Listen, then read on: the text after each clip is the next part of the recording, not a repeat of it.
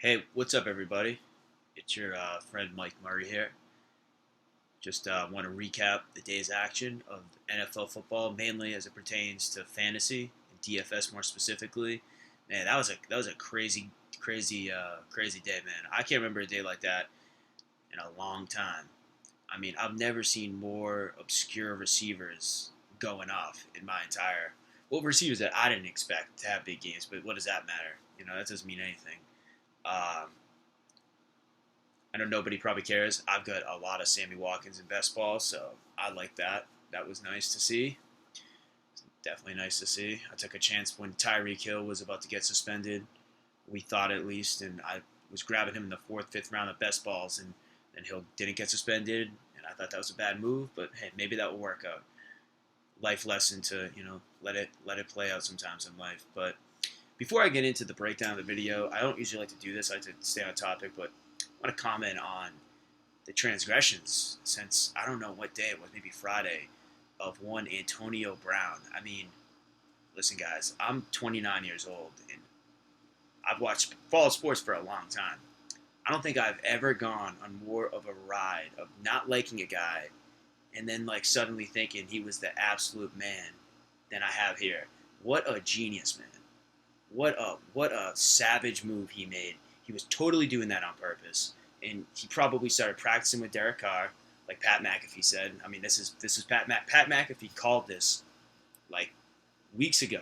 I don't know when, before it happened, and he actually said that this exact thing was going to happen. He's going to start practicing with Derek Carr.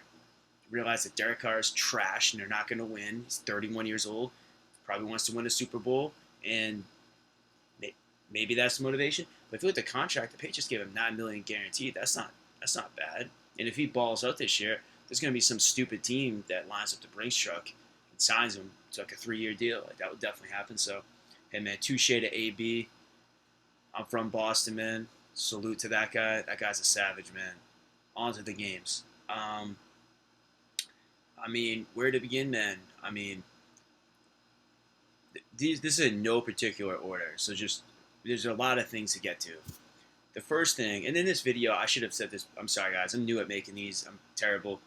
Um, First of all, like the video, subscribe to my channel, and leave a comment if you haven't already. I appreciate all you guys who do. Thank you very much.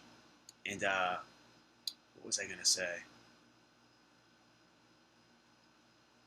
In this, I was gonna talk about the videos about. So this video is gonna be recapping what happened today and also like a little tiny maybe peek to next week, but I don't want to get too in depth.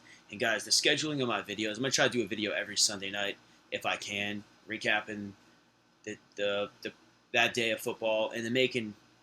I want to make a preview video sometime later in the week, like Thursday to Saturday. Guys, I know that's like a big gap. I'm sorry. I'm really busy. I'm in school right now. I have a full-time job, and I'm trying to do this stuff. So bear with me.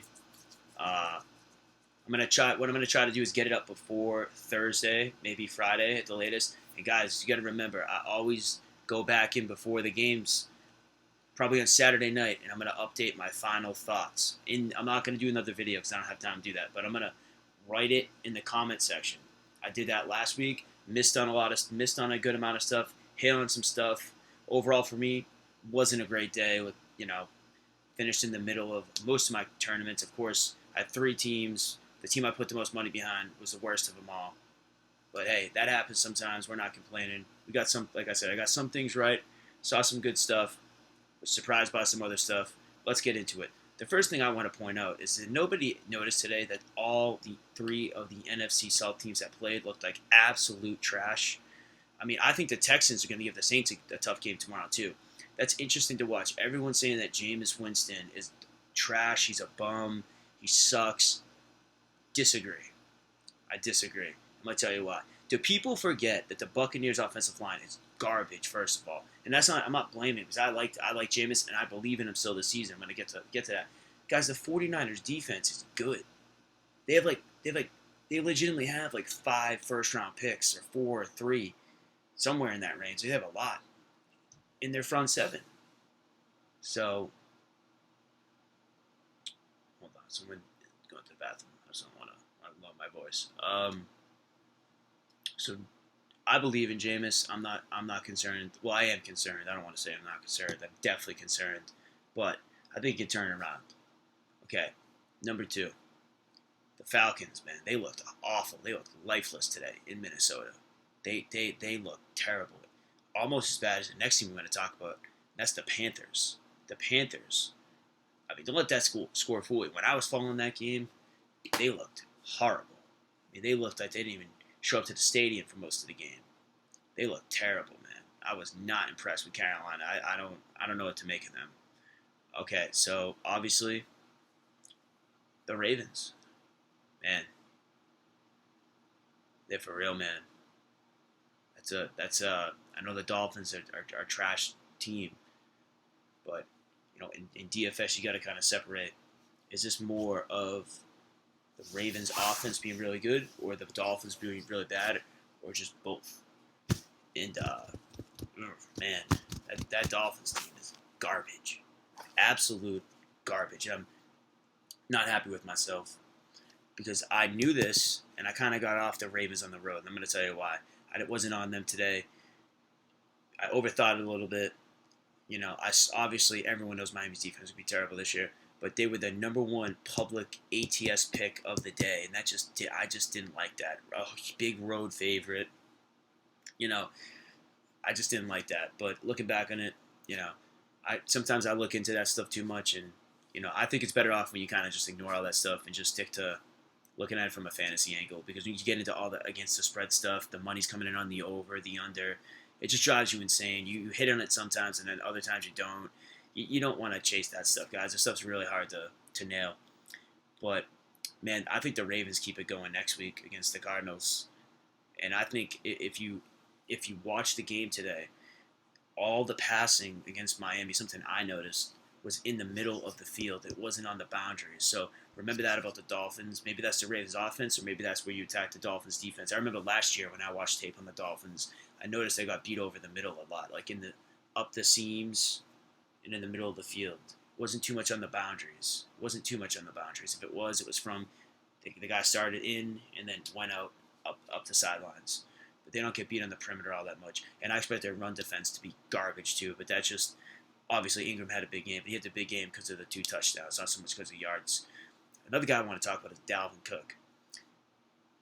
I talked about him in the video, and he had a nice game today.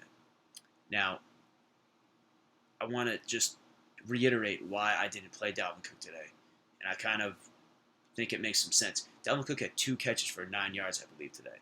Most people were playing Dalvin Cook from the angle of catching passes against the Falcons, and what I was trying to kind of say is he's only going to do that if they start trailing, because of Gary Kubiak's offense. They're going to run the ball more. He's going to throw the ball to his running backs as much as people probably think that he does. So that's why I didn't play Dalvin Cook today. Like I said in the video, when the Falcons were healthy, their run defense was it wasn't good or bad. It was average. I mean, they're not a terrible run defense. The thing that made Dalvin have the huge game was the 2 touchdowns. He was a good play. Touche to the people who played him. I mean, what I said in the video, what I didn't think would happen, happened. He controlled the entire game, ran the ball at will. And honestly, guys, I think that's a case more of Dalvin Cook just being really good than the Falcons' run defense being total trash. Because I don't think it is total trash. I think the Falcons' run defense is okay. I don't think it's anything great. And in the future, we're still going to want to attack running backs against the Falcons. But just remember this, guys. Last year, okay, the 2 guys in the beginning of the season who played against Atlanta that caught McCaffrey and Kamara played against the Falcons in the beginning of the season. They had huge blow-up games against the Falcons catching the ball. Remember this, a lot of their production, not all of it, or most of it, but a lot of it came in the fourth quarter when both teams were trailing in a shootout.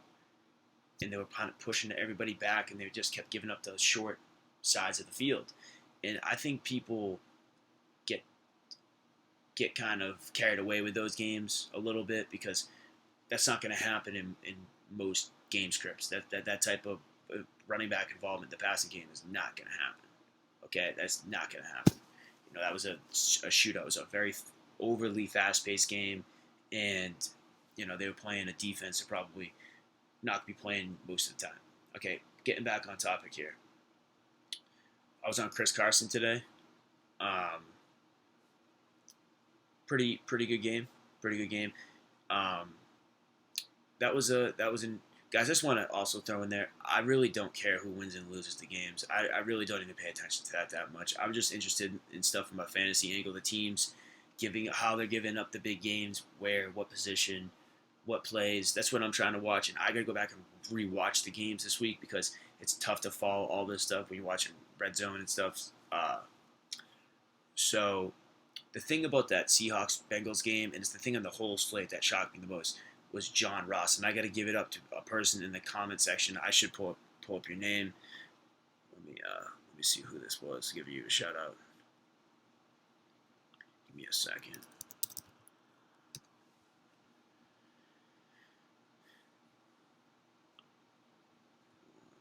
Second here. Ramal Ali, man, you nailed that John Ross call, man. You nailed that John Ross call. You got the Lamar call right. I mean that hometown narrative was cooking today, man, because those guys crushed today. John Ross is the most shocking thing on the entire slate. Let me tell you something, guys. I think the Seattle defense is number 21 in the Seattle defense at corner. He's gonna be getting burned all year. We got to. I had his name. I already looked it up. But number 21 in the Seahawks, we're gonna attack him all year. I don't think he's gonna be very good. But guys, they were scheming those plays to John Ross. Those weren't like mistake. Like he was a third, fourth read.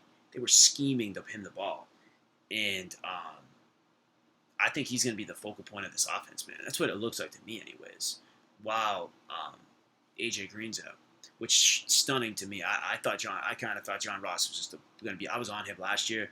I kind of gave up on him. I didn't really expect him to be emerge this year. Wow, that was shocking.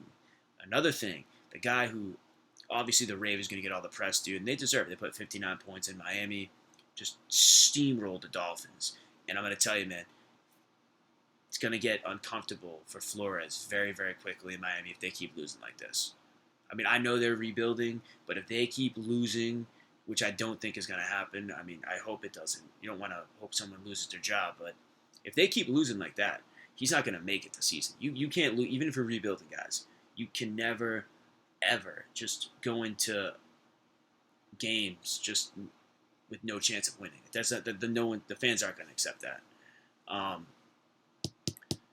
But guys, the guy that I thought did the best job today, who's not getting any credit, is Kellen Moore with Dallas. I mean, dude, that offense was cooking, man. They had Dak Prescott 400 yards, 200-yard receivers. Michael Gallup put up 150. Amari put up 110 and a touchdown. Man, I thought they looked fantastic today. That was very impressive. Very impressive. The other thing I'm very encouraged with today is how the Arizona Cardinals were using David Johnson. I mean, if you picked him in fantasy football this year, they didn't have a great game today, Arizona. It took them a while to get it going, like I expected it would, and things don't get any easier when they go to Baltimore next week. I mean, things are only going to, that might not be a good game for him. But, yeah, you got to be encouraged with stuff from DJ. DJ looked like they were throwing the ball down the field. Man, I'm excited to see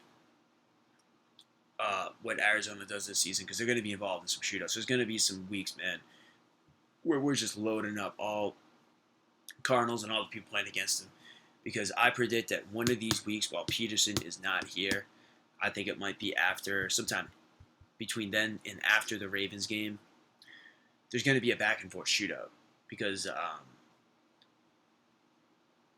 they're not going to be a good defense this year. They're not going to be good. I think this week, not to jump ahead of the gun, I really like, and I know it's going to be chalky, and I got to see the ownership before I make any commitments. Right now, I like Lamar to Andrews a lot. Hawkinson just burned them. I got to go back and watch the tape a little bit closer, but definitely something that's going to be popular this week. Trying to think of anything else. The Foles injury, very unfortunate. Very unfortunate. Guys, if you have Fournette, I don't think you should be alarmed with the game at all today. he's going to be a workhorse, and the game script just got a little bit out of hand. Number one, if anything, they're going to run him more now without Nick Foles. And number two, the Kansas City run defense, man, I think is a little bit improved. They changed some stuff up. They brought in some new players, and their run defense didn't look as bad as it did last year. Their pass defense, that's another story. I mean, that might be their weakness this year. Like their run defense was more of a weakness last year. This year it might be the pass. It might be the year that the pass defense gets the majority of the lets up most of the production to the other opposing fantasy players. Okay, let me just look one more time through this. I'm gonna take a peek. I haven't even looked at the games next week. I don't want to get too ahead of myself.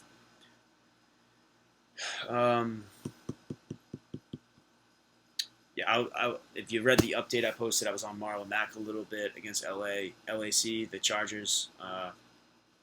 He had a good game today. Wasn't, unfortunately, I didn't make enough good decisions today. Christian McCaffrey, I was on in the original video, but for whatever reason, I didn't like the fact that the Rams only gave up 10 rushing touchdowns last year to running backs. That kind of scared me off of him a little bit. The Rams were the worst team in the league as far as yards per rush attempt. And, probably just overthought that one. I played Nick Chubb. That was a... if there's any team, man, I'm concerned about after week one, it's the Cleveland Browns, man. Man, they looked awful. Baker Mayfield. I mean, it wasn't all his fault. His line, just like Jameis, man. Jameis had one of the interceptions. Two of them were his fault, but one of them wasn't. But that offensive line of Tampa is terrible too. So, not to bail both of those guys out, but Baker looked bad. The offense looked bad. I just don't get a good vibe in Cleveland. I don't get the vibe like they're going to turn around. I thought they were going to come out the gates focused and firing all cylinders. Man, I was totally wrong. That was probably the worst call I had of the entire day was Nick Chubb. He killed my teams today. Just destroyed my teams today. What are you going to do? What are you going to do? It was on Brandon Cooks. That was bonehead play by me. Bonehead play. Just reading too much stuff, looking at too many opinions, and one of those plays I kind of look back on and wonder why I was playing Brandon Cooks when someone like Amari Cooper was like $500 cheaper, who has a way higher ceiling. I mean, I know Cooks used to have a huge ceiling, maybe he still does, but he hits it very, very infrequently for whatever reason in this Rams offense. He just doesn't get those big, boom, explosive plays like he did when he was with the Saints and even a little bit with the Patriots. I thought he'd be more involved as they ease Cooper Kupp back in, but guys, it didn't really seem like they were easing Kupp back in at all. It seemed like, I think he was the most targeted pass catcher today. I don't have the numbers in front of me, guys. I'm just doing this off the cuff here. I want to wrap it up for at least talking about week one. I really don't think there's much else to talk about. I'm going to peek at week two. By the way, if you have Devin Singletary, you got to be impressed with what you saw today. Singletary looked really good. He probably looked the best out of any rookie running back week one. So if you have him, I know I nabbed him in a couple drafts. Got to feel good about it. The Bills, I think, are going to be okay. I think they just had a bad game. They got a solid team. It's impressive they came back and won that game. They looked like they were dead in the water. And Josh Allen is going to be this type of quarterback. He's going to be up and down, inconsistent. He's going to have his, kind of like Cam Newton, he's going to have his games where he looks totally incompetent and all of his games when he looks like a total genius. But I do want to throw this out there one last time before I move on from week one.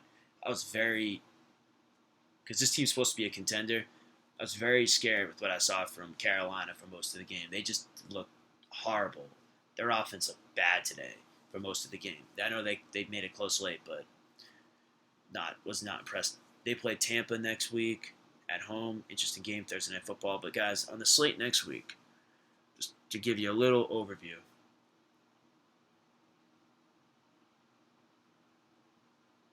Wow, New England goes to Miami. Jesus, Mary and Joseph. That'll be AB's debut. And New England will be heavy chalk going in there, I suppose. That's a tough game, guys. New England, I know Miami looked like total trash, but this is kind of a similar spot to last year where the Detroit got blown out opening at home, opening week by the Jets, and then the Patriots came in 2 weeks later, and the Lions beat them because the Lions were familiar with the Patriots.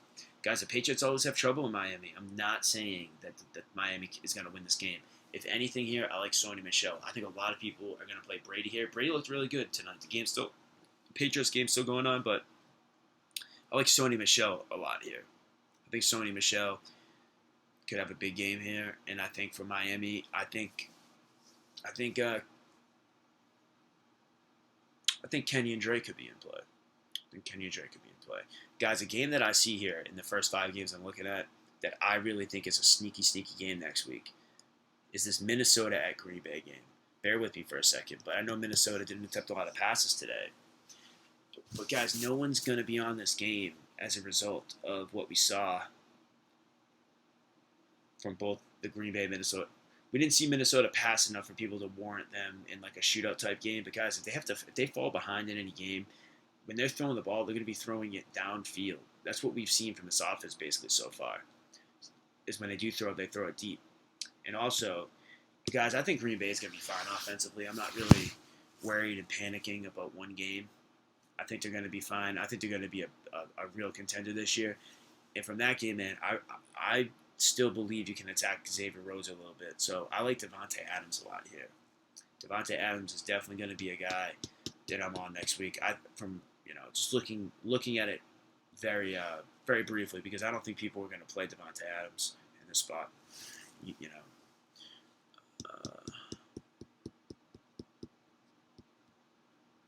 Buffalo at the Giants. That's an interesting spot for Devin Singletary.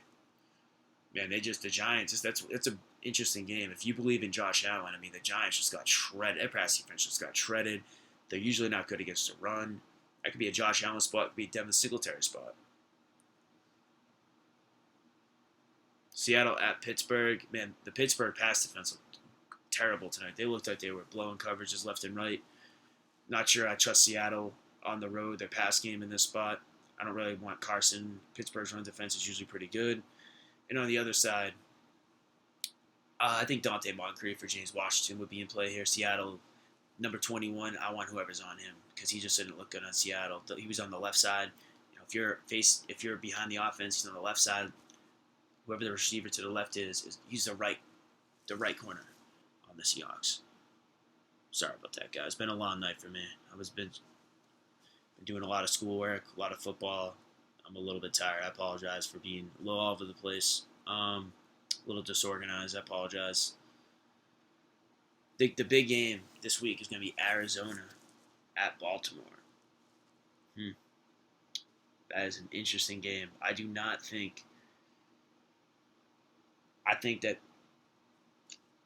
think you can maybe... Now, this is an angle I was going to use this week, guys, and I was too scared to do it. But attacking the new Ravens linebackers with a running back.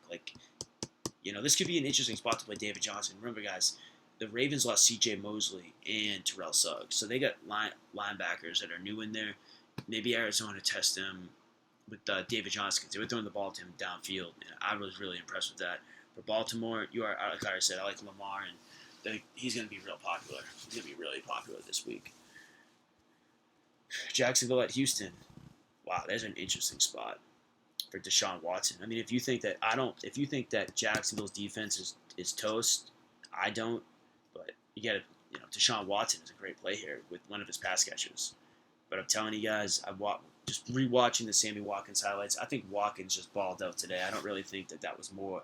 I don't think the Jags defense is done. I think they're going to regress a little bit, obviously, but I don't think they're going to be getting shredded like that every week. Could be wrong. Got to go back and watch the tape. I could have different opinions by the time I make my breakdown video because, like I said, I have not watched the full games yet.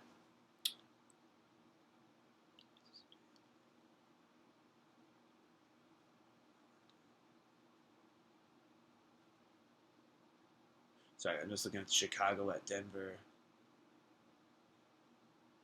I like Emmanuel Sanders if he's playing in the slot. Chicago slot corners, bust the screen. He's garbage. He's not good. Here we go. New Orleans at the LA Rams. This is a game everyone's going to target, and I'm not going to because the Saints, when they're outdoors, they usually don't get into shootouts. So that would be my tip so far, is to avoid that game. If you're going to play anything from that game, pray to the